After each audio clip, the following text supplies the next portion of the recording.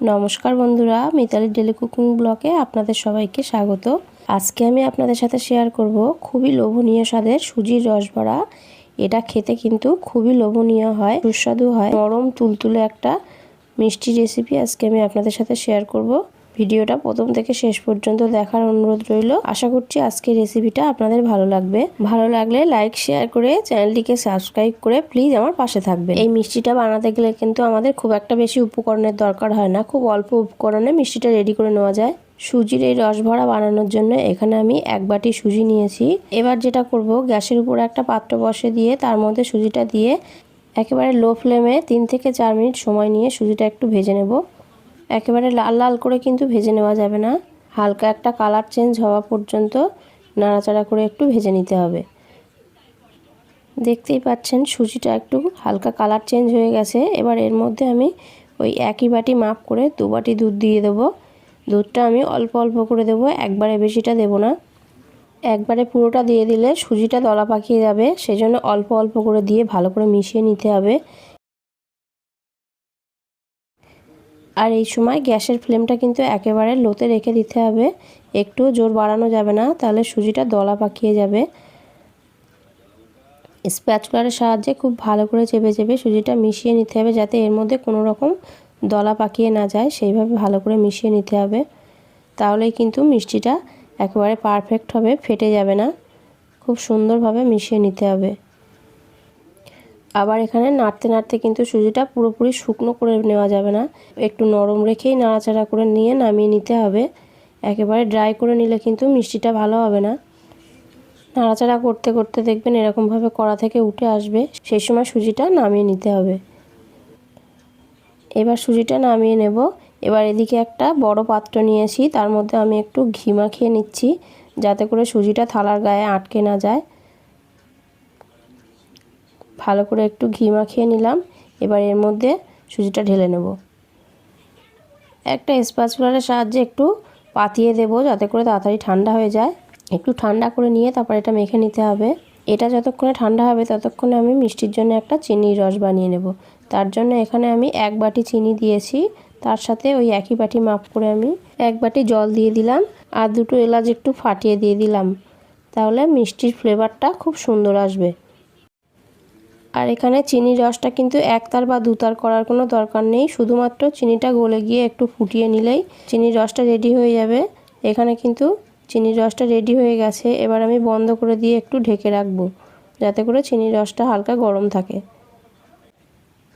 আর এদিকে সুজিটা কিন্তু একেবারে ঠান্ডা হয়ে গেছে। এবার এর মধ্যে আমি দিয়ে দেবো 1 চামচ ঘি, তার সাথে সাথে 2 চামচ গুঁড়ো দুধও আমি দিয়ে দেবো, তাহলে মিষ্টিটা খেতে আরও বেশি টেস্টি হবে।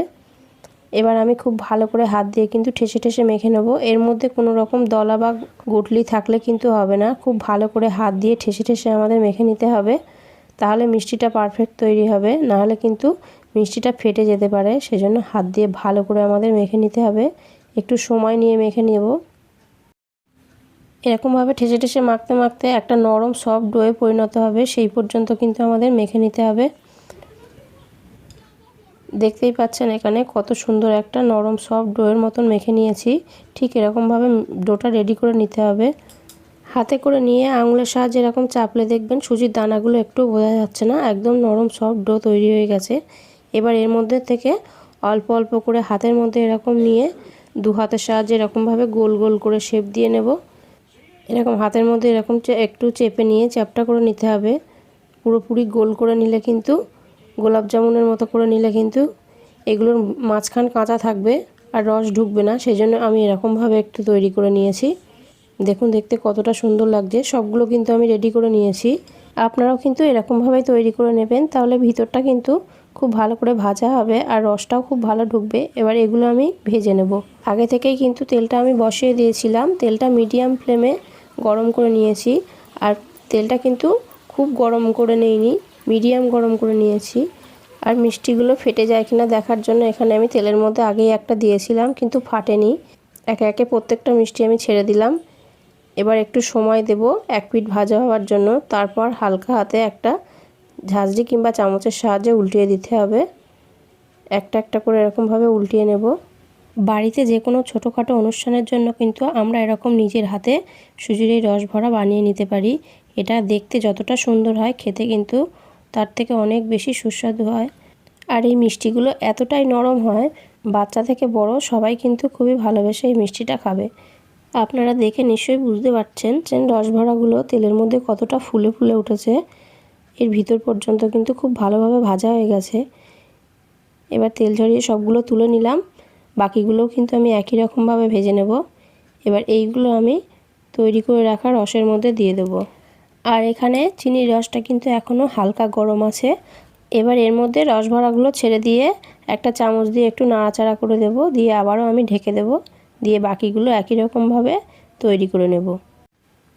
দেখতেই পাচ্ছেন বাকি যেগুলো ছিল সেগুলো আমি কিন্তু খুব ভালো করে লাল লাল করে ভেজে নিয়েছি, আর প্রত্যেকটা কিন্তু খুব ভালোভাবে ফুলে গেছে। এবার এগুলো রসের মধ্যে দিয়ে আমি একটু চামচ দিয়ে এরকমভাবে নাড়াচাড়া করে দিলাম। এবার ঢাকা দিয়ে আধা ঘন্টার জন্য রেখে দেবো। তাহলে আধা ঘন্টা পর আমি আপনাদের দেখাচ্ছি মিষ্টিগুলো কতটা নরম সফট হয়েছে আর দেখতে কতখানি লোভনীয় হয়েছে। আধা ঘন্টা হয়ে গেছে, মিষ্টিগুলো আমি একটা প্লেটের মধ্যে তুলে নিয়েছি। দেখুন দেখতে কতটা লোভনীয় হয়েছে, তার সাথে সাথে মিষ্টিগুলো কিন্তু একেবারে নরম সফট, একেবারে তুলোর মতো নরম, মুখে দিলেই কিন্তু মিলিয়ে যাবে। আশা করি দেখে বুঝতেই পারছেন কতটা নরম হয়েছে, সফট হয়েছে। মিষ্টিগুলো কিন্তু পুরোপুরি রস শুষে নিয়েছে, একেবারে নরম সফট হয়ে গেছে, আর খেতে কিন্তু ততটাই সুন্দর। একটা আমি আপনাদেরকে কেটে দেখাচ্ছি, দেখুন। আর খেতেও কিন্তু সত্যি খুবই লোভনীয়। তাহলে আপনারা একবার হলেও বাড়িতে এভাবে ট্রাই করে দেখবেন। আশা করি আপনাদের খুবই ভালো লাগবে। ভিডিওটা ভালো লাগলে প্লিজ লাইক শেয়ার করে চ্যানেলটিকে সাবস্ক্রাইব করে অবশ্যই আমার পাশে থাকবেন। আর পুরো ভিডিওটা দেখার জন্য আপনাদের সকলকে অনেক অনেক ধন্যবাদ।